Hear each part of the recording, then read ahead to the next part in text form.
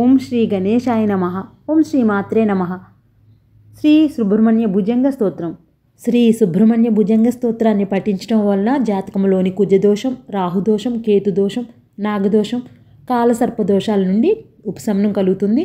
శ్రీ సుబ్రహ్మణ్య భుజంగ స్తోత్రాన్ని జాతకరీత్యా మేషరాశి మరియు వృశ్చిక రాశిలో జన్మించిన వారు, మృగశిర, చిత్త మరియు ధనిష్ట నక్షత్రాల్లో జన్మించిన వారు తమ రాశ్యాధిపతి మరియు నక్షత్రాధిపతి అనుగ్రహం కొరకు ఈ స్తోత్రాన్ని తప్పకుండా పఠించాలి. శ్రీ సుబ్రహ్మణ్య భుజంగ స్తోత్ర పారాయణ మీ ఇంటిని దైవిక శక్తి మరియు ఆశీర్వాదాలతో నింపుతుంది. సుబ్రహ్మణ్య భుజంగ స్తోత్రం పఠించడానికి మంగళవారం,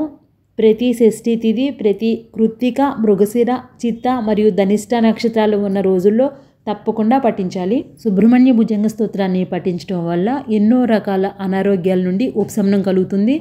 అలాగే రుణదాతల నుండి ఒత్తిడి, రక్త సంబంధించిన వ్యాధులు, కండరాల బలహీనత, రక్తహీనత సమస్యలను ఎదుర్కొనే ధైర్యం లేకపోవటం వంటి కష్టాల నుండి కూడా ఉపశమనం కలుగుతుంది. అందుకే మనము ఈ సుబ్రహ్మణ్య భుజంగ స్తోత్రాన్ని ప్రతిరోజు నియమనిష్టలతో పారాయణం చేసి ఆ సుబ్రహ్మణ్య స్వామి ఆశీస్సులను పొందుదాము. సదా బాలరూపాపి విఘ్నాద్రిహంత్రీ మహాదంతి వక్త్రాపి పంచాస్యమాన్యా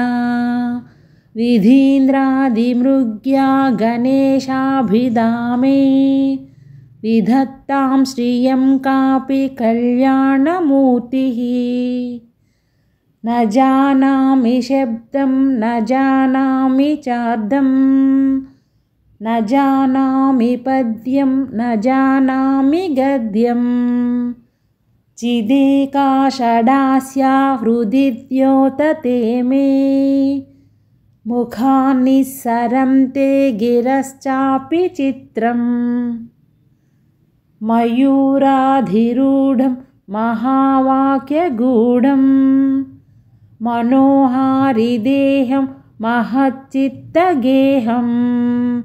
మహీదేవదేవం మహావేదభావం మహాదేవబాలం భజే లోకపాలం యదా సన్నిధానం గతామానవామే భవాంబోధిపారం గతాస్తే తదైవా ఇతి వ్యంజయన్ సింధుతీరేయ ఆస్తే తమీడే పవిత్రం పరాశక్తిపుత్రం యథాబ్ధే స్తరం గాలయం యాంతి తుంగాః తథైవా పదః సన్నిధౌ సేవతాం మే ఇతి ఓర్మి పంక్తీన్ నృణాం దర్శయంతం సదా భావయే హృత్సరోజే గుహంతం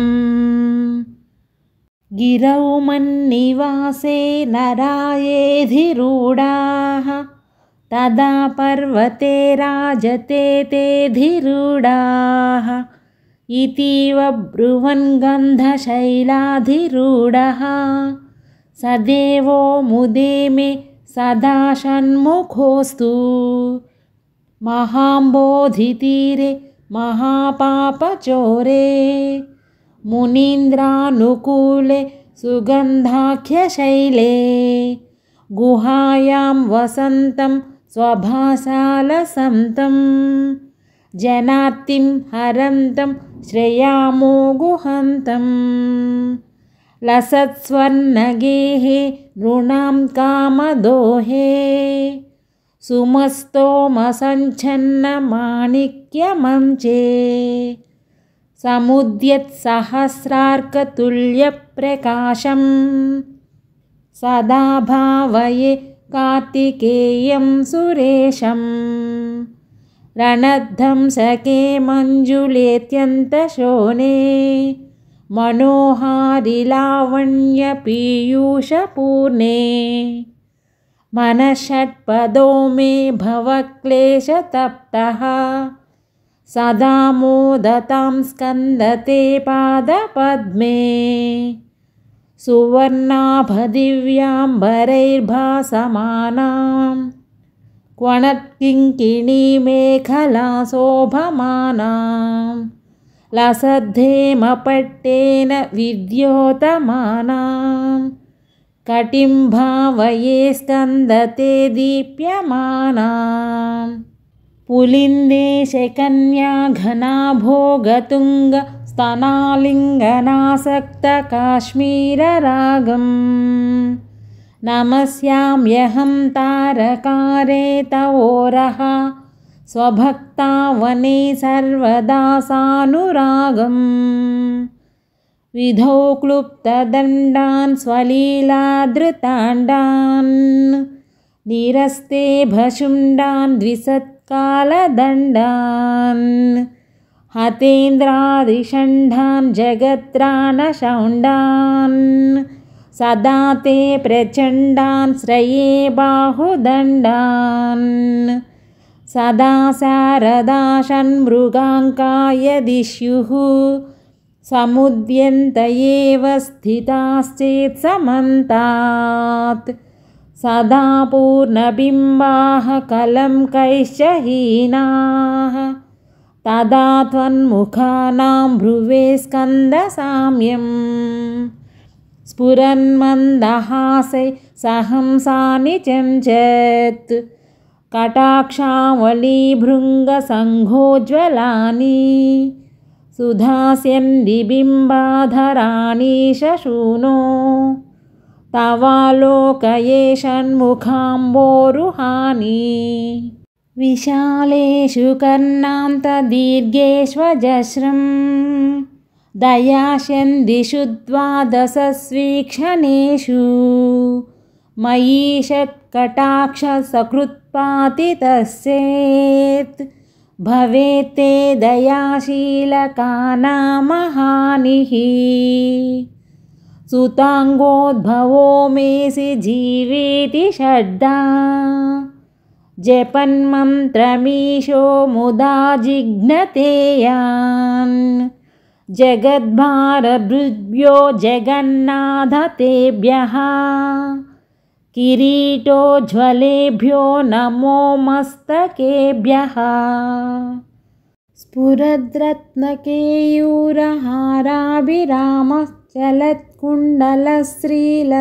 स्फुरद्रत्नकेयूरहाराभिरामश्चलत्कुण्डलश्रीलसद्गण्डभागः कटौ पीतवासा करे चारुशक्तिः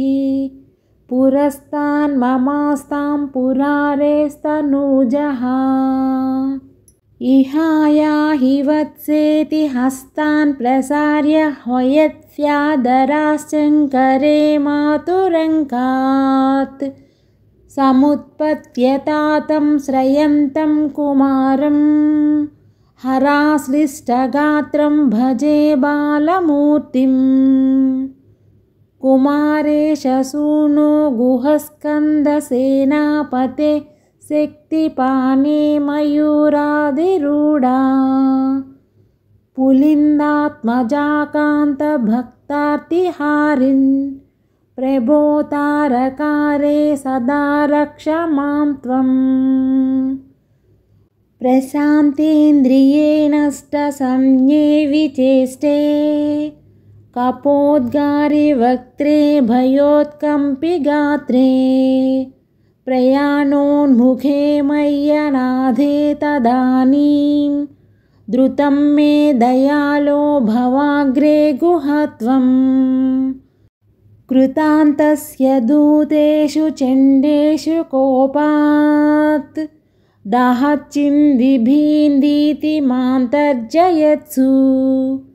मयूरं समारुह्य माभैरिति त्वं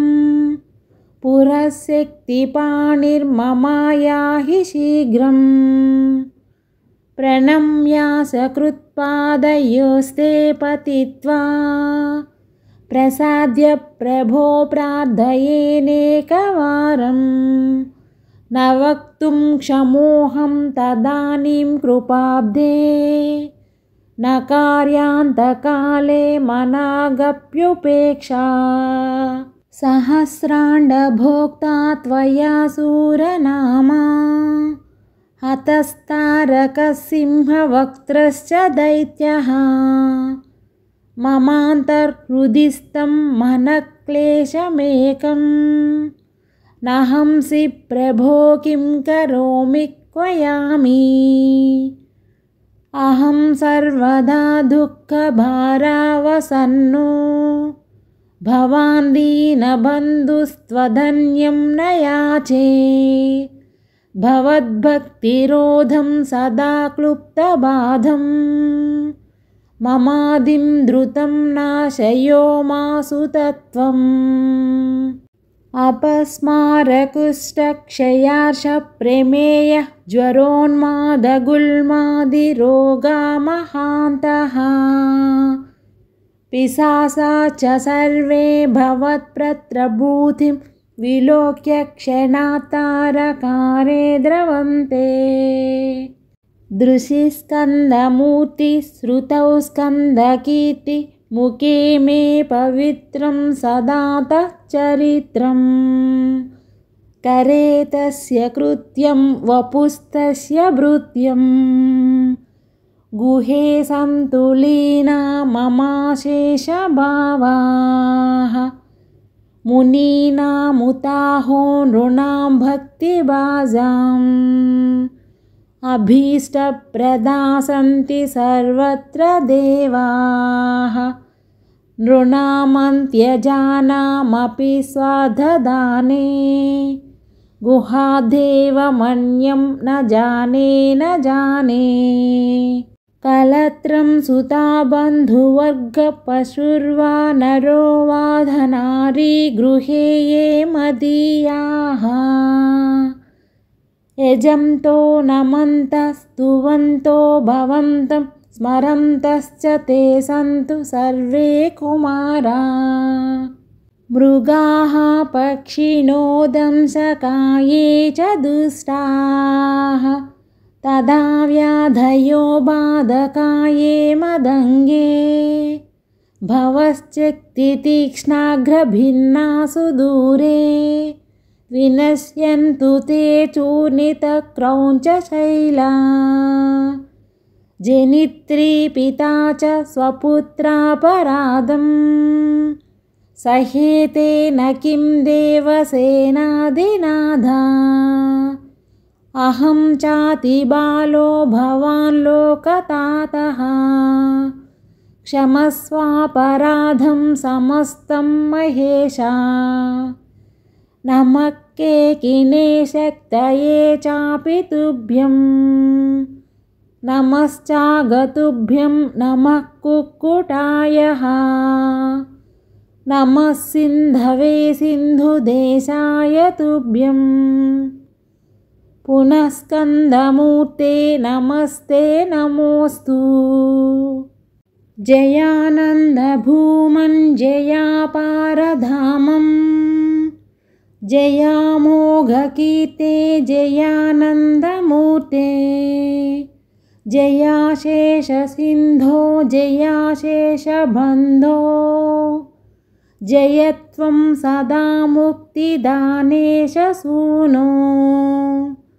भुजङ्गाख्यवृत्तेन क्लुप्तं स्तवं यः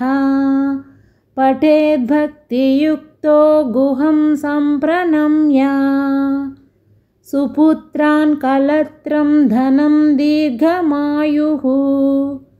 लभेत् स्कन्दसायुध्यमन्ते नरः सः लभेत् स्कन्दसायुध्यमन्ते नरः सः।